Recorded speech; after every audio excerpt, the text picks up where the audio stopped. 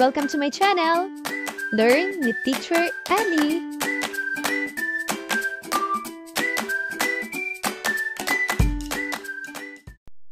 Grade 2, Revised K-12 Curriculum, Quarter 2, Makabansa, Week 8, Day 1. Mga layunin. Pagkatapos ng aralin, ang mga mag-aaral ay inaasahang naiisa-isa ang mga paraan na nagpapakita ng pagpapahalaga sa kulturang di material tulad ng kaugalian at paniniwala ng pamilyang Pilipino mula sa kinabibilangang komunidad. At naipapakita ang mga kulturang di material sa pamamagitan ng maiksing dula-dulaan. Mga bata, magbigay ng mga tradisyon o paniniwala na ginagawa o kinagisnan sa inyong pamilya.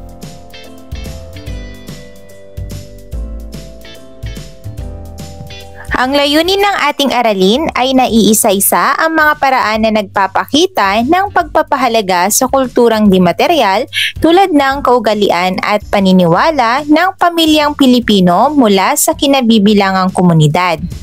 At naipapakita ang mga kulturang di material sa pamamagitan ng maiksing dula-dulaan. Ngayon ay ating basahin at unawain ang mga salita at ang kahulugan nito. Paniniwala.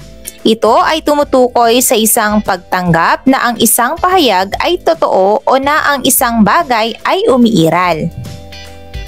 Ang kaugalian naman ay tumutukoy sa isang karaniwang paraan ng paggawa o pagkilos na tinatanggap at isinasagawa sa isang grupo o komunidad. Pagmasdan ang mga larawan sa ibaba at sagutin ang mga tanong.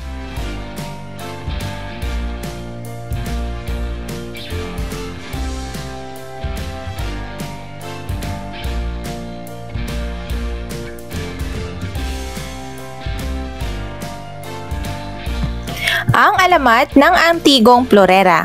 Sa isang tahimik na baryo, may isang pamilya na nagmamay-ari ng isang antigong florera.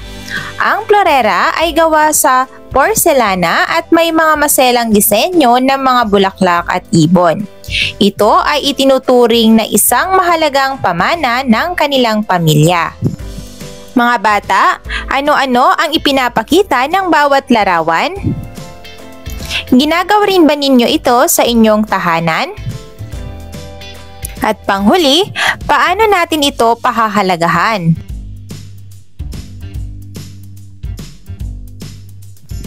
Ang nakita ninyong mga larawan ay halimbawa ng mga tradisyon na ginagawa ng pamilyang Pilipino. Ito ay nagpapakita ng malalim na pagpapahalaga sa ating pamilya at kultura. Narito ang mga paraan ng pagpapahalaga sa kaugalian at paniniwala. Una, paggalang sa mga kaugalian. Pangalawa, pagpapasa o pagbabahagi sa susunod na henerasyon o sa susunod na miyembro ng pamilya. Pangatlo, pagdiriwang ng mga tradisyon at kultura. Pang-apat, pagpapakita ng pagpapahalaga sa sining at kultura sa komunidad tulad ng pakikibahagi rito. Ngayon, magsagawa ng isang dula-dulaan na nagpapakita ng pagpapahalaga sa kulturang di material tulad ng paniniwala at kaugalian sa tahanan. Hatiin ang mga mag-aaral sa 4 na pangkat.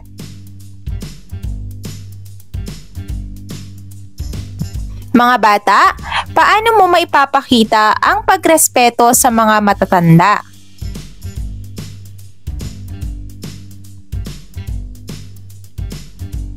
Kulayan ang thumbs up kung ito ay nagpapakita ng pagpapahalaga sa mga tradisyon at kaugalian ng pamilyang Pilipino at thumbs down naman kung hindi.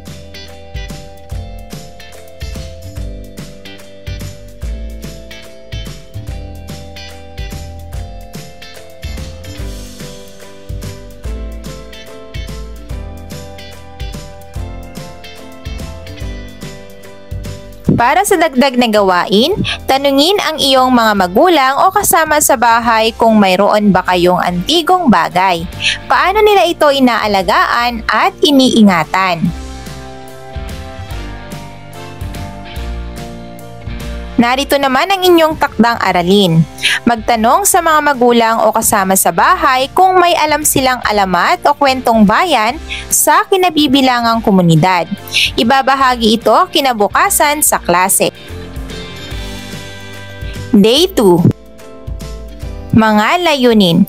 Pagkatapos ng aralin, ang mga mag-aaral ay inaasahang natutukoy ang mga paraan na nagpapakita ng pagpapahalaga sa kulturang di material katulad ng alamat at kwentong bayan, at nakapaglalahad ng alamat o kwentong bayan sa pamamagitan ng malikhaing pagkwento.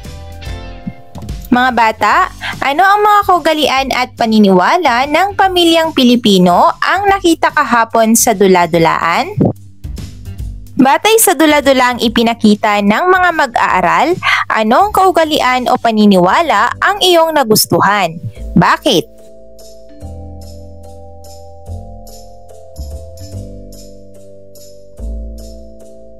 Ang layunin ng ating aralin ay natutukoy ang mga paraan na nagpapakita ng pagpapahalaga sa kulturang di material katulad ng alamat at kwentong bayan, at nakapaglalahad ng alamat o kwentong bayan sa pamamagitan ng malikhaing pagkwento. Ngayon ating basahin at unawain ang mga salita at ang kahulugan nito. Kwentong bayan. Mga salaysay o kwento na bahagi ng isang komunidad. Karaniwan itong naglalaman ng alamat at kwentong may aral na nagpapakita ng kultura at paniniwala. Balikan natin ang alamat na may pinamagatang Ang Alamat ni Mariang Sinukuan at sagutin ang mga tanong pagkatapos.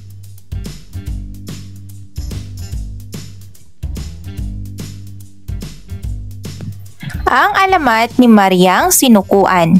Noong unang panahon, sagana sa bungang kahoy at malulusog na hayop ang bundok ng Arayat. Sa paligid nito ay mayabong ang mga halaman at masagana ang ani.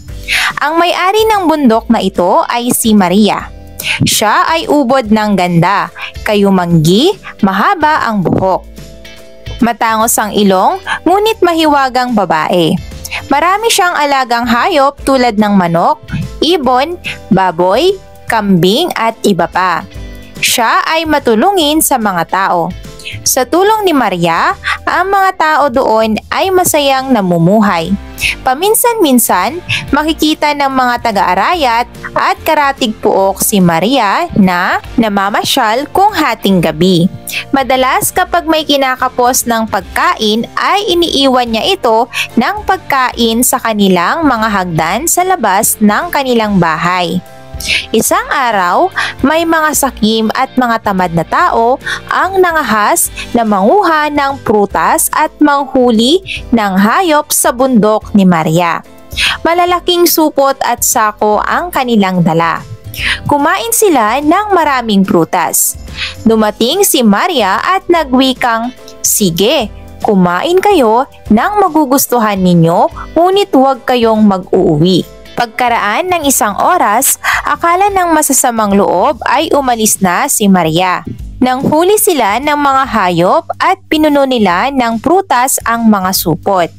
May natakot na baka magalit sa kanila si Maria, ngunit dala ng kasamaan ay nakisama na rin sa pangungulimbat. Hindi nagtagal at napuno na ang kanilang mga lalagyan at dali-daling lumisan sa puok na iyon. Ni hindi nila pinansin si Maria na noon ay dumarating, bagkus ay binilisan pa nila ang kanilang mga hakbang. Hindi nila namalayan na pabigat ng pabigat ang kanilang mga dalahin, at nang ito ay kanilang buksan, wala silang makita kundi mga bato. Nakita sila ng isang matanda. Aanuhin ninyo ang mga batong iyan? Napag-alaman niya na galing sila sa bundok. Uli-uli, huwag kayong kukuha ng hindi sa inyo at lalong masama kung walang pahintulot. Kung sa bagay, mabait si Maria. Hindi nga kayo sasaktan. Igalang naman sana natin siya. Marami na siyang nagawang kabutihan sa atin. Marami pa ang sumunod na nagtangkang magnakaw kay Maria. Dahil dito, nagtampo at nagalit na si Maria. Dumating ang panahon na hindi na siya nakikita ng mga tao. Hindi na rin siya tumutulong sa mga tao. Unti-unting humina ang mga hayop, ang mga halaman ay nalalanta, ang mga tao ay kinapos at nagutom. Nagtipon-tipon ang lahat at napagkaisahan nilang sumuko na kay Maria. Kailangan nilang humingi ng tawad sa mabait na mahiwagang babae. Ngunit ang lahat ng kanilang pagsisikap na makahingi ng tawad kay Maria ay baliwala ng lahat pagkat ang kanilang sinukuan ay hindi na nagbalik pa. Kaya, kinailangan na nilang magpatulo ng maraming pawis upang sila ay mabuhay. Ngayon, sagutin ang mga sumusunod na tanong. Una, sino si Mariang sinukuan? Ilarawan ang kanyang pisikal na anyo at mga katangian. Pangalawa, paano tinulungan ni Mariang sinukuan ang mga tao sa kanyang paligid? Pangatlo, ano ang ginawa ng mga sakim at tamad na tao sa bundok ni Maria? Pang-apat, ano ang nangyari sa mga prutas at hayop na kinuha ng mga masasamang loob? Panglima, ano ang naging epekto ng galit ni Maria sa bundok ng Arayat at sa mga tao? At pang-anim, ano ang aral na makukuha mula sa alamat ni Mariang sinukuan?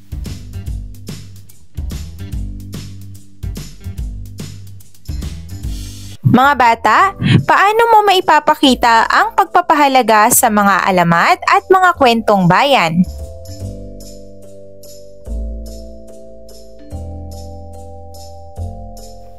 Ang mga alamat at kwentong bayan ay isang uri ng kulturang di material na naglalaman ng mga kwento at aral mula sa ating kultura at kasaysayan.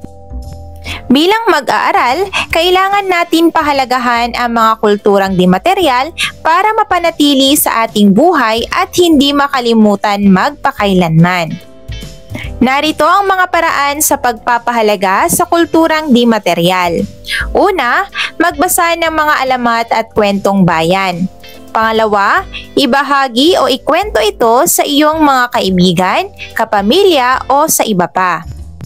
At pangatlo, isabuhay ang mga aral na mapupulot sa mga alamat at kwentong bayan. Narito naman ang isang gawain. Ang mga mag-aaral ay hahanap ng kapareha. Balikan ang kanilang takdang aralin. Ibabahagi nila ang kanilang natutunang alamat o kwentong bayan sa kanilang kapareha. Pagkatapos ng pagbabahagi, ay magtawag ng piling mag-aaral upang ikwento sa pamamagitan ng malikhaing paraan ang kanyang narinig na alamat o kwentong bayan mula sa kanyang kaklase.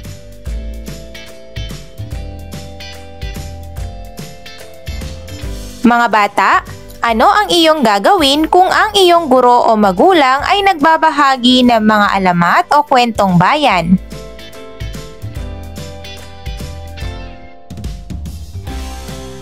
Para sa inyong takdang aralin, magtanong sa inyong mga magulang ukol sa alam nilang mga tradisyonal na awitin sa kinabibilangang komunidad. Magpaturo kung paano nila ito inaawit. Day 3. Mga layunin. Pagkatapos ng aralin, ang mga mag-aaral ay inaasahang natutukoy ang mga paraan na nagpapakita ng pagpapahalaga sa kulturang di material katulad ng musika at nakaaawit ng isang tradisyonal na awitin. Mga bata, ano ang iyong gagawin habang ang iyong guro o magulang ay nagbabahagi ng alamat o kwentong bayan?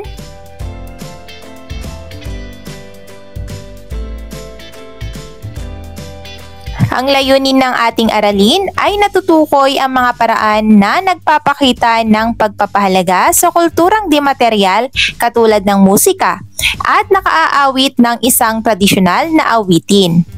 Ating basahin at unawain ang mga salita at ang kahulugan nito. Tradisyonal na awitin. Ito ay kanta na nagmula sa naunang panahon at ipinapasa-pasa sa iba't ibang henerasyon. Ngayon naman ay maglaro tayo. Handa na ba kayo? Para sa guro, magpatugtog o umawit ng mga tradisyonal na awitin o awiting pambata na alam ng mag-aaral. Pagkatapos ng tugtugin o pag-awit, tanungin ang mga bata batay sa titulo ng awitin. Pagkatapos ay sagutin ang mga pamprosesong tanong. Una, ano-ano ang awitin na iyong kinanta o napakinggan? Pangalawa, alin sa mga ito ang alam na alam mo? Alin naman ang hindi mo masyadong alam? At pangatlo, mahalaga ba na alam mo ang mga awiting ito?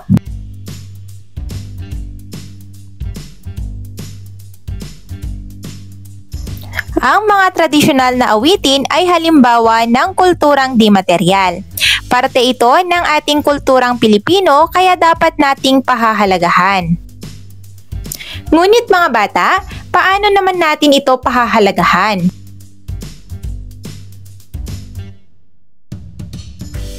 Narito ang ilan sa mga paraan upang maipakita ang pagpapahalaga sa tradisyonal na awitin. Una, naaawit ng tama ang mga awitin. Pangalawa, naiintindihan ang ibig sabihin ng liriko sa awitin. Pangatlo, naibabahagi ito sa iba sa pamamagitan ng pag-awit sa tahanan, paaralan at iba pang lugar. At pang-apat, pagtangkilik sa mga tradisyonal na awitin. Hatiin ang klase sa 4. Bigyan ang bawat grupo ng isang tradisyonal na awitin. Bigyan ng oras ang bawat grupo para sa pag-ensayo sa kanilang awitin.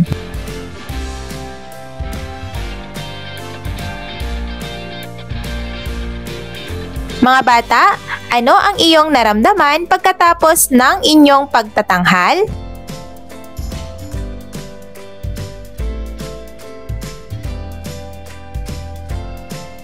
Day 4. Mga layunin.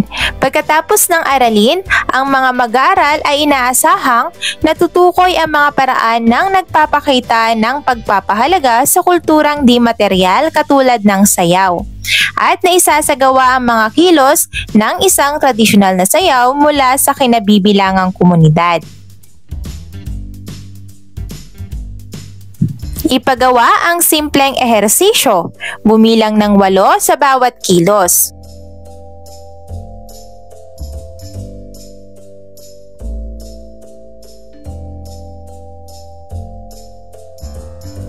Ang layunin ng ating aralin ay natutukoy ang mga paraan ng nagpapakita ng pagpapahalaga sa kulturang di material katulad ng sayaw at naisasagawa ang mga kilos ng isang tradisyonal na sayaw mula sa kinabibilangang komunidad.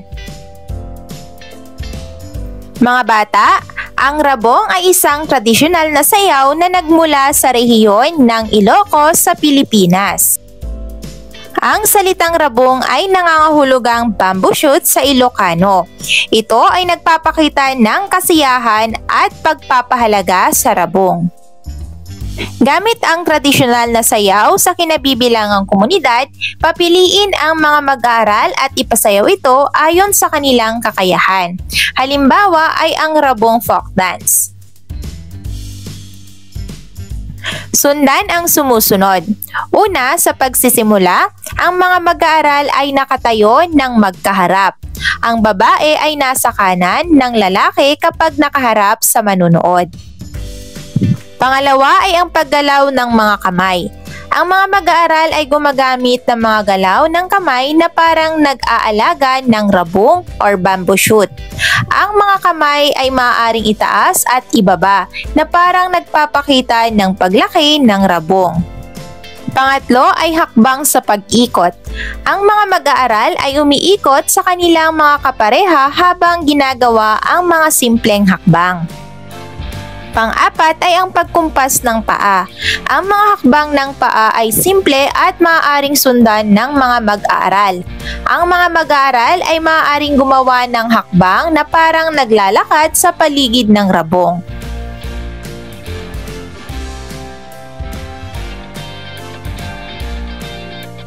Day 5. Mga layunin. Pagkatapos ng aralin, ang mga mag-aaral ay inaasahang nasasagot ang mga tanong sa pagsusulit na may pag-unawa, na ipapakita ang katapatan sa pagsagot ng mga tanong sa pagsusulit at naibibigay ang tamang sagot sa bawat tanong sa pagsusulit. Ikalawang markahan, ikaapat na lagumang pagsusulit sa makabansa, grade 2. Mahusay mga bata! End of week 8. Thank you for watching! Also, don't forget to like, share, subscribe, and click the notification bell for you to be updated on our latest videos. See you on our next lesson. Goodbye!